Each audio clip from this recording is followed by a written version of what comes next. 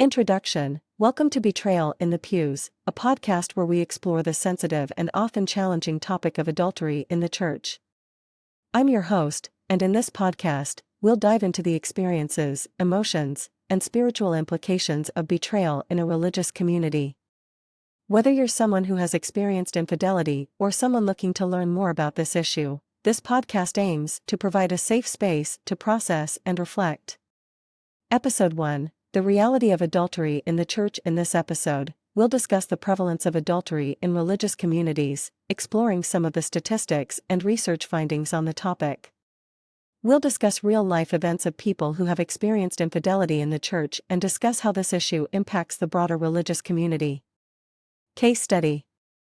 John Gray is a pastor who made headlines in 2020 after admitting to having had an extramarital affair. Gray is the senior pastor of Relentless Church, a megachurch in Greenville, South Carolina, and was previously an associate pastor at Joel Osteen's Lakewood Church in Houston, Texas. Gray initially made headlines in 2018 after purchasing a Lamborghini for his wife, Aventer Gray, for their 8th wedding anniversary. The lavish gift sparked controversy, with some critics questioning the ethics of a pastor living such an extravagant lifestyle. However, it wasn't until 2020 that Gray publicly admitted to having committed adultery. In a video posted on Instagram, Gray stated, "I failed miserably, not just in my marriage, but in my life as a whole." He went on to apologize to his wife, family, and congregation, and stated that he was seeking counseling and doing everything he could to make amends. Gray's admission of infidelity sparked a range of reactions, with some expressing empathy and support for the pastor and others calling for his resignation. The situation highlights the complexities of addressing infidelity in a religious community and the challenges that pastors face in maintaining both personal and public integrity. I myself grew up in the church and would see so much and knew something was wrong, but at the time too young to comprehend.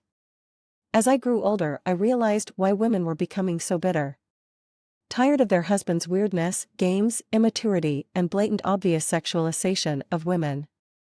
How many times I would see men on the pulpit talking about how they are struggling sexually while their wives are sitting in the pews, putting up with their confessions. Holding their husband's hand, trying to understand what is going on with them. Churches should teach women leave them where their husbands are at and hand the situation to God. And keep going. Have a financial backup and roll back into a course, just in case something goes wrong in the marriage. We aren't taught these things. It's like the blind leading the blind until, like many women, they're thrown on the scrap heap and discarded. All the years of giving up their lives, believing this is God's will. God's will is for all of us to have a fulfilled life and turn to Him first. Be wise. God will always make a right path for us. The truth is your reality, not what you perceive your marriage to be.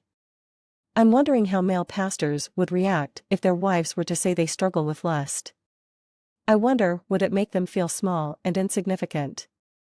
I wonder if they would sit and pat their wife's hand and say, "We will get through this." Women have a silent code in church. We are taught not to speak out like this. As a consequence to this fallen world, we will see more single moms coming to church. Single mothers have become an increasingly prominent demographic in the Christian church, and many churches are recognizing the unique needs and challenges that these women face.